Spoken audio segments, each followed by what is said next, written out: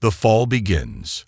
The courtroom hummed with restrained energy, a charged silence hanging over the crowd like the moments before a thunderstorm. Rows of spectators sat stiff-backed, their expressions ranging from curiosity to contempt. The press lined the back of the room, their fingers poised over keyboards, recording every shift in movement, every flicker of emotion.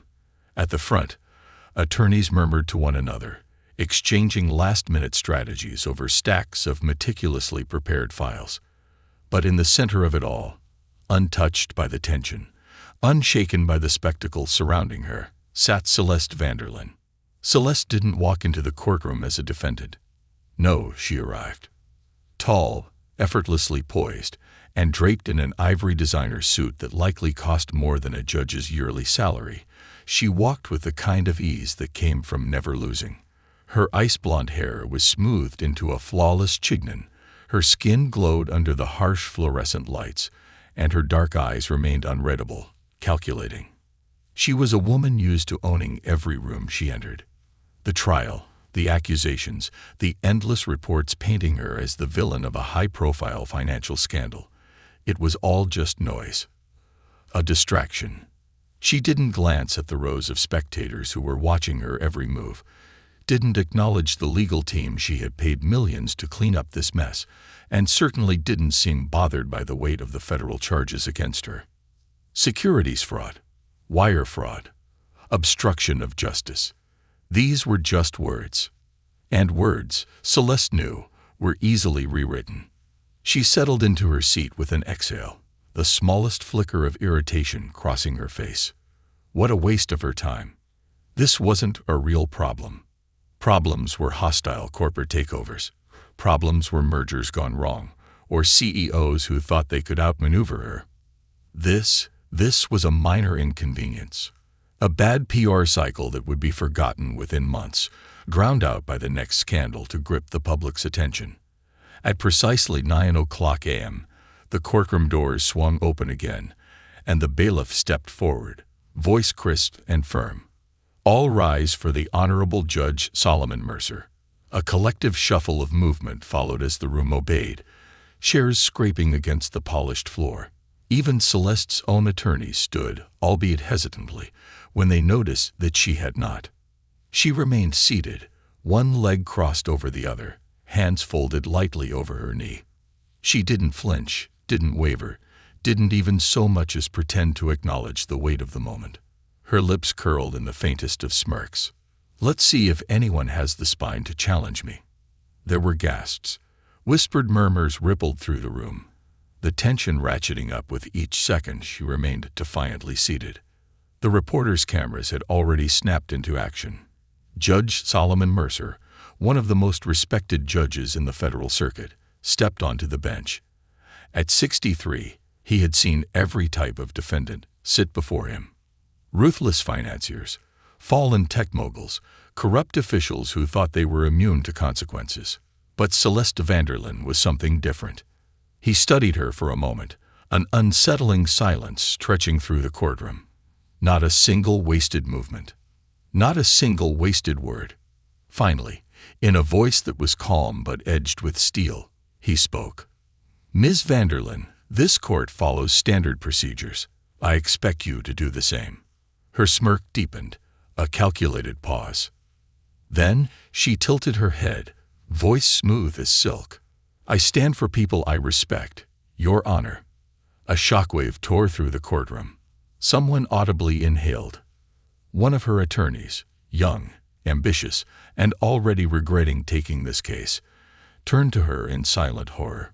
He looked like he wanted to speak, to whisper, "What the hell are you doing?" but thought better of it. Judge Mercer didn't flinch. If her words had any impact on him, he didn't show it. He simply said, "That is your choice." Then, just like that, he moved on. Celeste expected more, expected outrage, expected a reaction. But instead, she was met with something worse. Indifference. Judge Mercer had acknowledged her defiance and dismissed it in the same breath. She had miscalculated. And Celeste Vanderlyn did not miscalculate. The prosecution wasted no time. Your Honor, the state is prepared to proceed. Judge Mercer gave a slight nod. Proceed. The lead prosecutor, Ethan Grayson, stood, buttoning his suit jacket with precision. He exuded the kind of steady confidence that came from knowing he had an airtight case. Ethan had spent years tearing down the powerful. Today, his focus was locked on Celeste Vanderlyn. The evidence against Ms. Vanderlyn is clear. His voice was steady, unwavering. The prosecution will demonstrate beyond reasonable doubt that she engaged in systematic fraud, knowingly misled investors, and orchestrated a cover-up to conceal her company's financial misconduct. Celeste barely reacted. She sat with the same unreadable expression, the same effortless confidence, as if Ethan was describing the weather and not laying out a case that could land her decades in federal prison. Her lead attorney, Damian Caldwell, finally rose. A highly sought-after fixer, his mere presence in the courtroom sent a clear message. "I don't lose." Adjusting his cuffs, his voice was smooth, controlled. "Your Honor, my client is not on trial because she is guilty. She is on trial because she is successful." Celeste allowed herself a small, approving nod. "That's more like it." Judge Mercer didn't react. Instead, he turned to the prosecution. "Call your first witness." The first to take the stand was Nathan Price, a former financial officer at Vanderlyn Holdings, a man who once worked for her. As he sat, he barely looked at her. And when he did, it was fleeting, something between nervousness and quiet resentment. Ethan wasted no time. "Mr. Price, during your time at Vanderlyn Holdings, were you instructed to alter financial reports?" Nathan hesitated. Then, in a voice barely above a whisper, he said, "Yes." A murmur rippled through the courtroom. Celeste let out a soft exhale. She had expected this. The so-called whistleblowers, eager to paint her as the villain. Ethan stepped forward. "And who gave you that instruction?" Nathan swallowed hard. Then he said it. "Ms. Vanderlyn." This time, the reaction was louder. A reporter furiously scribbled notes. The click of their pen punctuated the silence. Celeste let out a quiet laugh. Not fear, not anger. Amusement. It was the kind of laugh that said, "This is ridiculous, and I refuse to take it seriously." Judge Mercer's gaze flickered toward her. But before he could say anything, Celeste Vanderlyn did something no one expected. She stood. Her chair scraped against the polished floor, slicing through the tension like a blade. Her attorney stiffened. Ethan Grayson's eyes narrowed. The courtroom fell silent. And then, with a voice laced with both steel and silk, she turned to Nathan Price and said, "Tell me, Nathan, exactly when did I tell you to do this?" The courtroom was about to erupt. The unraveling. The courtroom was a living thing now. A beast waiting to pounce, waiting for something explosive to happen. Every spectator, every journalist, every attorney sat frozen in place, their eyes locked on Celeste Vanderlyn, as she stood in open defiance. Even the air felt electric. Nathan Price, the prosecution's first witness, was still seated on the stand, his fingers twitching against his lap. His face was pale, like a man who had just walked into a trap. Celeste had made sure of that. Judge Solomon Mercer watched her carefully from the bench. He didn't react. Not yet. He was a man of control.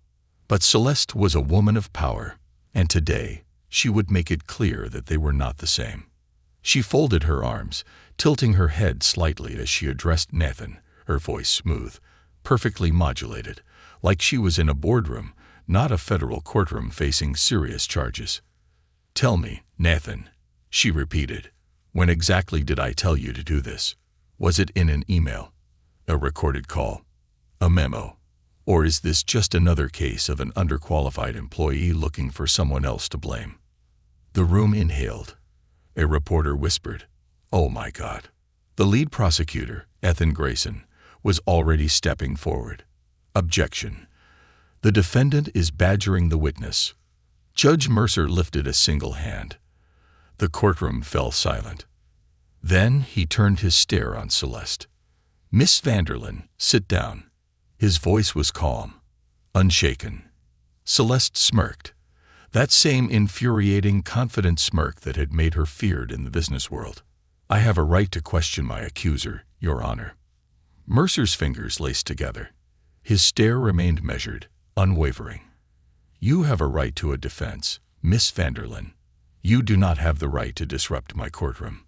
Celeste let the silence stretch, let the tension build. Then, finally, she exhaled slowly and slid back into her seat with deliberate ease. It was a calculated retreat. Not a loss. Never a loss.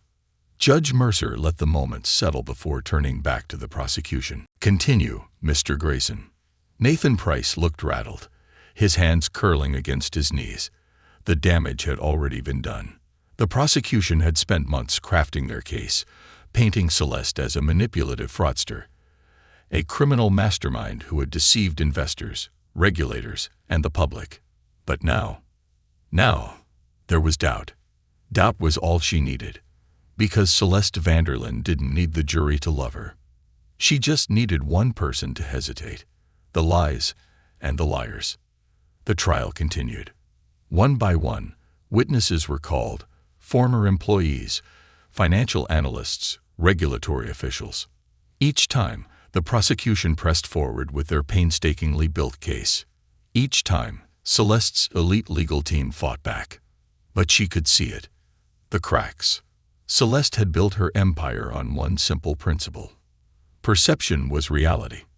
She had crafted a persona so powerful that even now, even here, the world struggled to believe she could be guilty. Because powerful people didn't break the law. They rewrote it. She had watched it happen again and again. CEOs, hedge fund titans, senators. She had seen them walk away from worse. So why should she be any different? And yet, as the trial stretched on, something shifted. The prosecution wasn't just attacking her company. They were attacking her. It wasn't just numbers and financial reports anymore. It was her character, her ruthlessness, her arrogance. They called former employees who described her as calculating and cold-blooded. They played recordings of boardroom meetings where her voice, sharp, dismissive, could be heard saying, "If they're too stupid to read the fine print, that's their problem." That was when she knew. This wasn't about fraud. This was about who she was. They wanted to break her. The breaking point. By the time the trial neared its end, the tension in the courtroom had transformed. It wasn't just a legal battle anymore. It was a reckoning. Celeste's legal team was exhausted, fighting an uphill war to counter the damage that her own words, her own actions, had inflicted. And then, on the final day of testimony, Ethan Grayson made his final move. The prosecution calls Ava Reynolds to the stand. The room went still. Ava, Celeste's former business partner, her former best friend, the woman she had betrayed. The moment Ava stepped into the courtroom, Celeste felt something rare and unfamiliar twist in her chest. It wasn't fear. It was something worse. Ava's eyes locked onto hers, cool and unflinching. She had once sat at Celeste's right hand. Now she was the final nail in the coffin. Ethan stepped forward, his voice slow, precise. "Miss Reynolds, you were with Vanderlyn Holdings for 10 years. Can you tell the jury why you left?" Ava hesitated. Then she spoke. "Because I realized Celeste didn't care who she hurt, as long as she won." The words landed like a gunshot. Celeste's jaw clenched, her nails biting into her palms. She could feel the shift in the jury. The jury didn't hate her because of fraud. They hated her because of who she was. Because she had never apologized. Because she had never cared. And now, they were going to make her pay for it. The verdict. The jury deliberated for less than 7 hours. That wasn't a good sign. When they returned, the courtroom was silent. Celeste stood this time. Not because she wanted to. Because she knew better now. The jury forewoman, a woman with sharp eyes and no sympathy, rose. Her voice was steady. "In the case of the United States versus Celeste Vanderlyn, we find the defendant. The pause was excruciating. Guilty on all counts. For the first time in her life, Celeste felt it. Not shock. Not outrage. Not even defiance. Just a slow, creeping realization. This was real. This was happening. She was going to prison. Not a luxury retreat. Not a white-collar slap on the wrist. Federal prison. Judge Mercer's voice cut through her thoughts. Given the severity of these crimes and the deliberate nature of the fraud committed, this court finds it appropriate to impose the following sentence. He listed the charges, the damages, then the final number. 20 years. Celeste inhaled, her heart pounding too hard, too fast. Her attorneys were already scrambling, already filing motions. But none of it mattered. Because she had lost. Because for the first time in her life, Celeste Vanderlyn couldn't rewrite reality. And as the bailiff stepped forward, as the cold steel of handcuffs locked around her wrists, she understood something she never had before. Power only protects you if you know when to stop. And she had never known when to stop. The price of power. The moment the metallic click of the handcuffs echoed through the courtroom, the world as Celeste Vanderlyn knew it shattered. It wasn't just the sound of her freedom slipping away.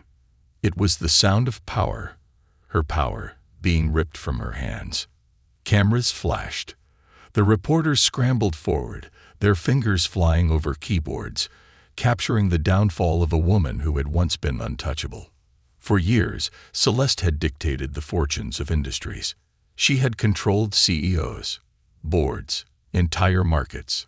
She had been the one pulling the strings. But now she was nothing more than a convicted felon, standing in a courtroom with her wrists bound in steel. The bailiff's grip on her arm was firm but emotionless, guiding her away from the defense table as the courtroom buzzed with barely contained energy. She could hear the whispers, the hushed murmurs. 20 years. Did you hear that? 20 years. God, she actually thought she'd walk away. She looks pale. I bet she wasn't expecting this. She wasn't. Celeste had walked into this trial fully convinced that she would win. That she would bend reality to her will, just like she had always done. But she had miscalculated. For the first time in her life, her power hadn't been enough. A walk of shame. The bailiff led her through a side door, away from the public, but not away from the humiliation. Celeste's heels clicked against the linoleum floor as she was escorted down a narrow corridor toward holding. The hallway smelled like cold steel and stale air. Sterile, lifeless, like a place where power didn't exist. At the end of the hall, 2 correctional officers were waiting. One of them, a broad-shouldered woman with sharp eyes, held out her hand. Jewelry. Celeste stared at her. Excuse me. The officer barely blinked. Take off your jewelry. All of it. Celeste felt her stomach tighten. Her fingers twitched toward the thick diamond bracelet on her wrist, the one she had worn like a badge of superiority for years. She had never taken it off. Not for business meetings, not for vacations, not even when she was sleeping. It wasn't just jewelry. It was a symbol, a reminder that she was above everyone else.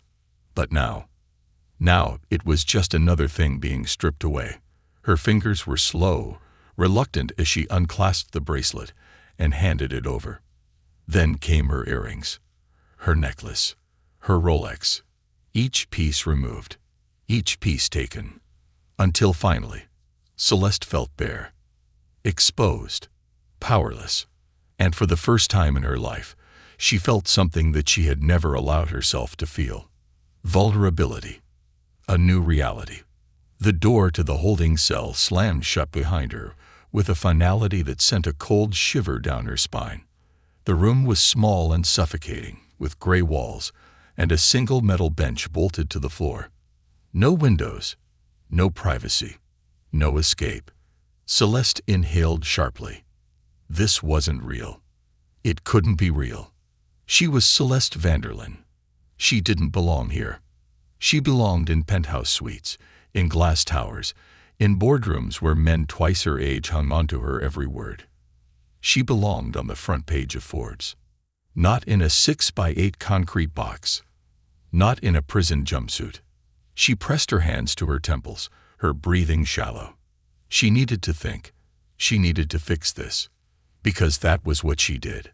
Celeste didn't fail. She adapted. She controlled the board. She won. She squeezed her eyes shut, trying to push away the overwhelming reality closing in around her. But then she heard it. The sound of a guard's boots approaching the cell. A key turned in the lock. The heavy door swung open. And the guard's voice was sharp and final. Time to go, Vanderlyn.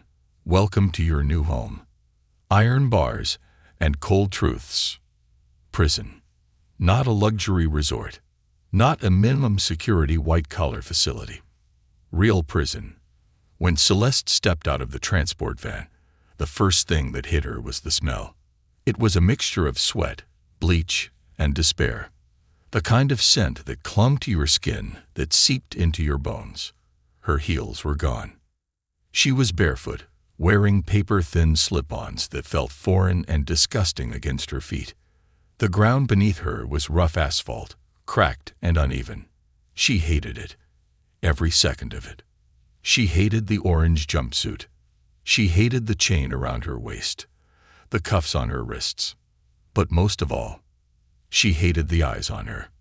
The guards, the prisoners, all of them watching her with something between amusement and hunger. Because Celeste Vanderlyn wasn't just another inmate. She was prey. And they could smell it. The queen without a throne. The intake process was brutal. Celeste had always been in control of her life, of every environment she stepped into. But here, she was just another number. She was ordered to strip. She was searched. She was processed. Her jumpsuit was exchanged for a prison-issued uniform, loose, scratchy, completely devoid of identity. Then came the worst part. The mugshot. Celeste had been photographed thousands of times. For business magazines. For television interviews. Always poised. Always in control. But this was different. The camera flash was harsh, unflattering. Her hair, once styled to perfection, was messy. Her face, bare of makeup, looked pale, tired. For the first time, she didn't look like Celeste Vanderlyn, the billionaire. She looked like Celeste Vanderlyn, the prisoner, and that was who she was now, whether she accepted it or not. The prison hierarchy, by the time she was led to her cell, the reality of her new existence was sinking in. The prison was loud. Guards barked orders. Inmates shouted over one another. Laughter, curses, threats, all of it echoed off the concrete walls. But when Celeste stepped onto the block, a strange silence rippled through the inmates. They knew who she was. They had seen her face on the news. She was famous. And in prison, fame wasn't power. It was a target on your back. As she walked past the cells, she could feel the stares. Predatory, calculating. And then a voice, smooth, laced with amusement. Well, if it isn't the Ice Queen herself. Celeste turned sharply. A woman stood at the bars of a nearby cell, arms folded, eyes sharp. She was tall, muscular, covered in tattoos that told stories Celeste didn't want to know. Welcome to the jungle, princess. The woman smirked. Hope you're ready to play. Celeste's jaw tightened. Her throat felt dry. Because for the first time in her life, she wasn't the most powerful person in the room. She was just another inmate. And in here, power had a different price. The crownless queen. Celeste Vanderlyn had always understood power. She knew how to build it, how to wield it, how to bend people to her will.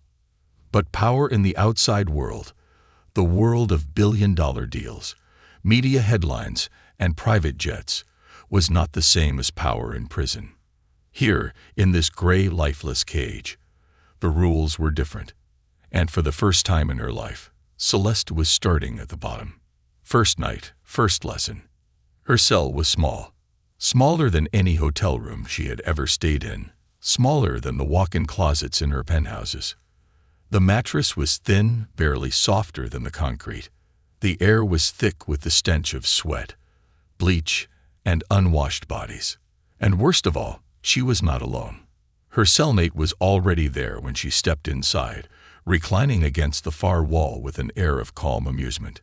She was a woman in her late 30s, with dark, intelligent eyes and an easy confidence that set her apart from the other inmates. Her arms were covered in faded ink, tattoos that had likely been done years ago, before whatever crime had landed her here. And when she looked up at Celeste, she didn't look impressed. Well, look what the system dragged in. Celeste didn't respond. She had nothing to say to this woman. She wasn't here to make friends. She wasn't here to play the game. She was here to survive, to get out, and to rebuild. That was it. But her silence only made the woman smirk. Not much of a talker, huh? She stretched, cracking her knuckles. All right. Suit yourself. Then, as if Celeste wasn't worth her attention, she turned over on her cot and went to sleep. Celeste stood motionless for a long moment. She hated this. She hated the cheap, scratchy uniform clinging to her skin. She hated the muggy air, the harsh fluorescent lights, the sound of distant yelling from down the hall. Most of all, she hated the fact that she was no longer in control. But as she lowered herself onto the thin mattress, as she laid back against the cold wall, she made a silent vow. She wouldn't be just another prisoner. She wouldn't let them break her. She had clawed her way to the top before. She would do it again. Even here. Even in hell. Day 1. The prison code. The next morning, Celeste learned her first real lesson about life behind bars. She had always been used to structured schedules, high-stakes negotiations, the organized chaos of corporate warfare. But prison had its own rules, and no one was going to explain them to her. She had to figure them out on her own. Lesson number 1. The food chain. Breakfast was served in a cold, sterile cafeteria. The food was inedible. A pile of watery eggs, half-burnt toast, and something that might have once been oatmeal. Celeste took one look at the tray and pushed it away. She had eaten in Michelin-starred restaurants. She had private chefs. She refused to put this garbage in her body. But then she noticed something. The other inmates were watching her. Some with curiosity, some with amusement, and some with dangerous interest. Celeste was new. And in this world, new meant weak. She felt the shift before it happened.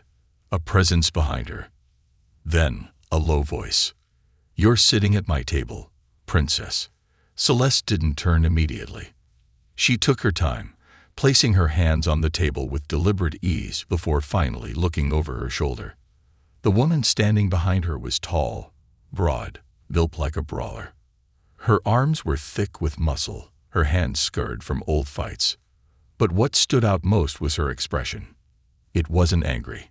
It was amused. Like she was waiting to see how Celeste would react. Celeste took a slow breath. She had two choices.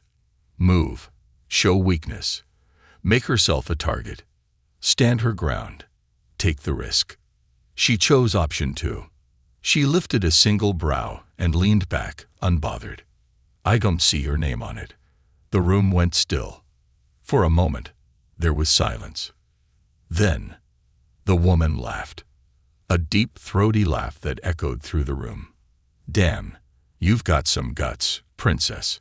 She stepped closer, leaning in just enough for Celeste to catch the scent of cheap soap and sweat.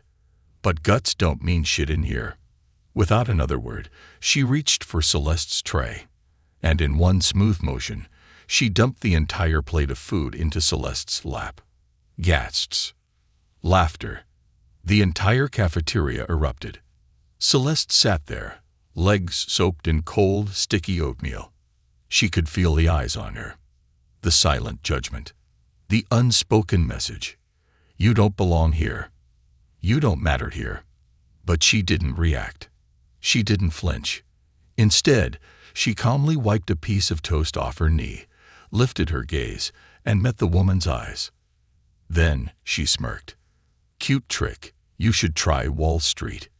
You'd fit right in. The laughter around them stopped. The woman's smirk faltered. She wasn't used to pray that bit back. Celeste didn't wait for a response. She stood, wiped her hands on a napkin, and walked out of the cafeteria without another word. The moment she was gone, whispers spread like wildfire. Dan, she's got balls. She's dead by the end of the week. No way she makes it in here. Maybe they were right. Maybe she wouldn't last. Maybe she was already marked for failure. But Celeste didn't care, because she had just learned something valuable. There were two kinds of people in this place: predators and prey. And Celeste Vanderlyn had never been prey. The beginning of a new game. By the time night fell, Celeste was exhausted. Not just physically. Mentally. This wasn't her world. She didn't have her resources. She didn't have her connections. But that didn't mean she was helpless. She just needed time. Time to watch. Time to learn. Time to adapt. Because power always had a price, and Celeste Vanderlyn was ready to pay it. She wasn't going to survive this place. She was going to own it. One way or another.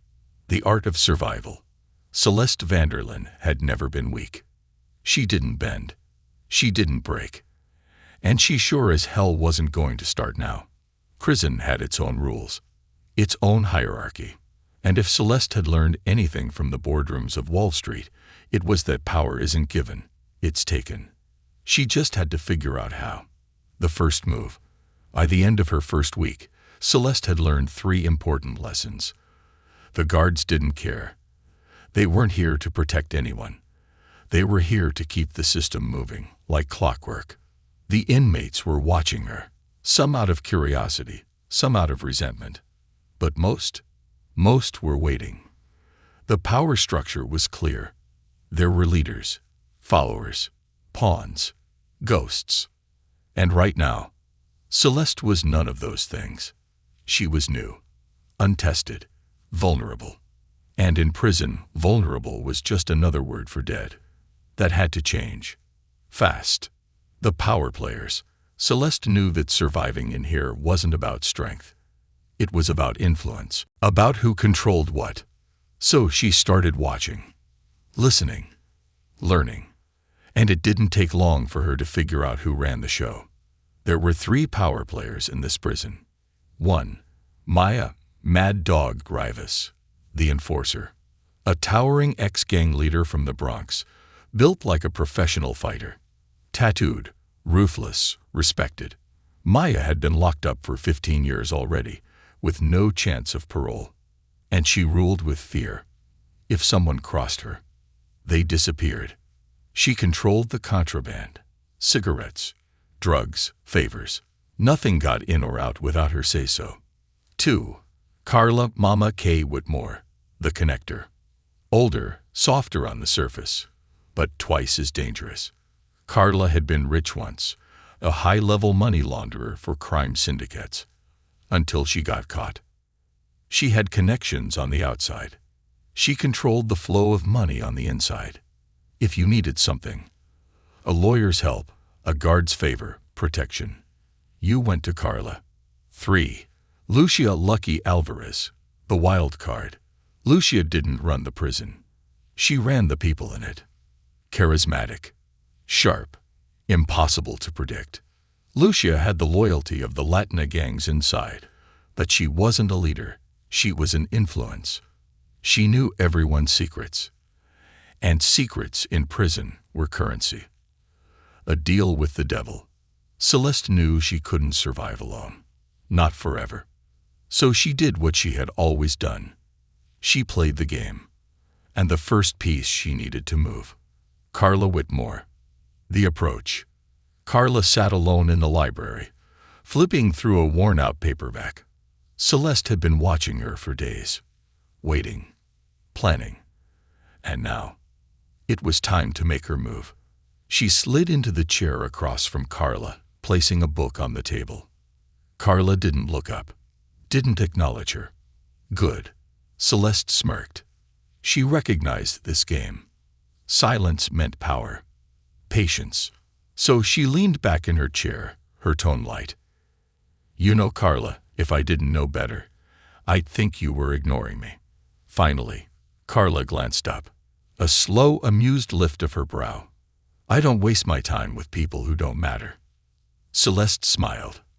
There it was. She folded her hands neatly on the table. Then it's a good thing I matter. Carla tilted her head slightly, considering. Celeste met her gaze, steady, unflinching. I know how to make people rich, Celeste said smoothly. Even in here. Carla laughed. A soft, knowing chuckle. You think money is power, princess. Celeste's smirk deepened. No, I know money is control. And control is everything. The air between them shifted. For the first time, Carla really looked at her, really considered her. And Celeste knew. She had just taken her first step up the ladder. The favor.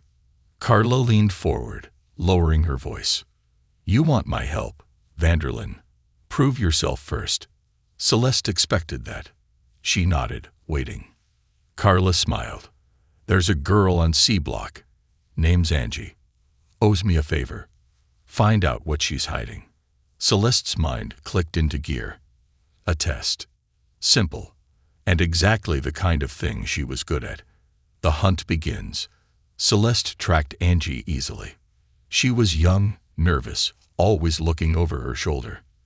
And more importantly, she had a secret. Celeste watched, waited, and within 2 days she found it. Angie had a burner phone, an illegal lifeline to the outside world. Celeste didn't steal it, didn't threaten. She did something worse. She let Angie see her watching. Let her feel the silent, creeping dread of knowing someone held her fate in their hands. And by the end of the week, Angie broke.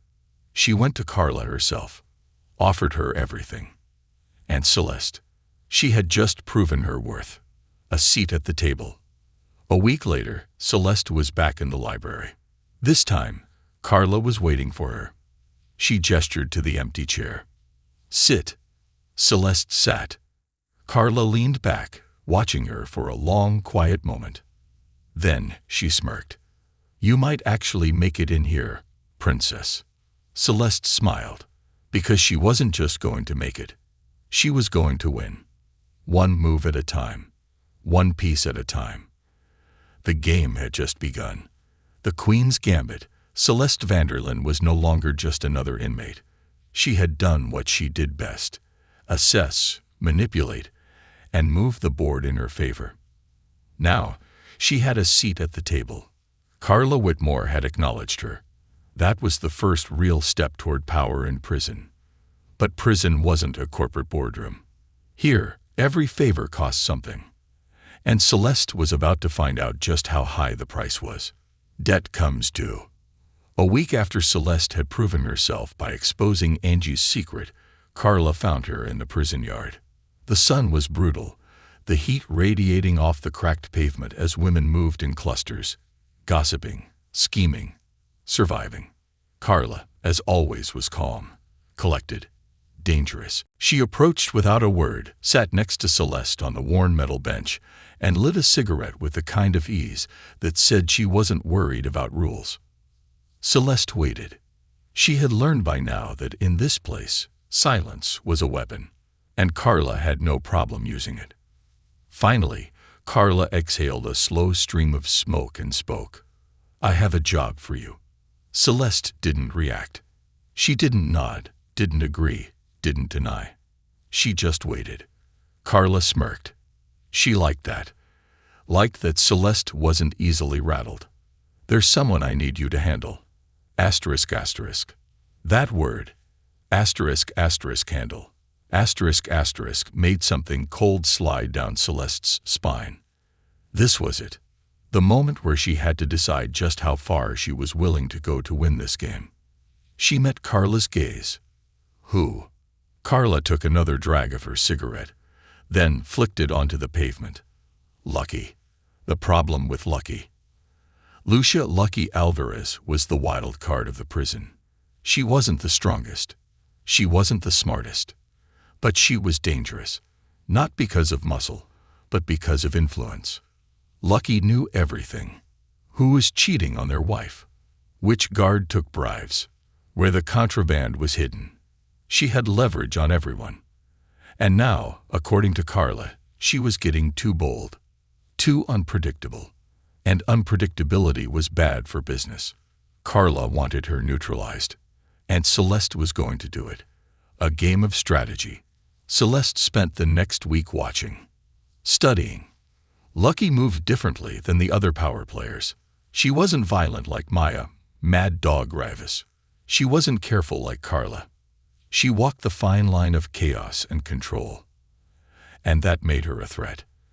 But Celeste wasn't going to fight her. No, Celeste was going to do something worse. She was going to erase her power. Step 1. The weak link. Lucky had one weakness. Her girl. A young, skittish inmate named Rosie Diaz.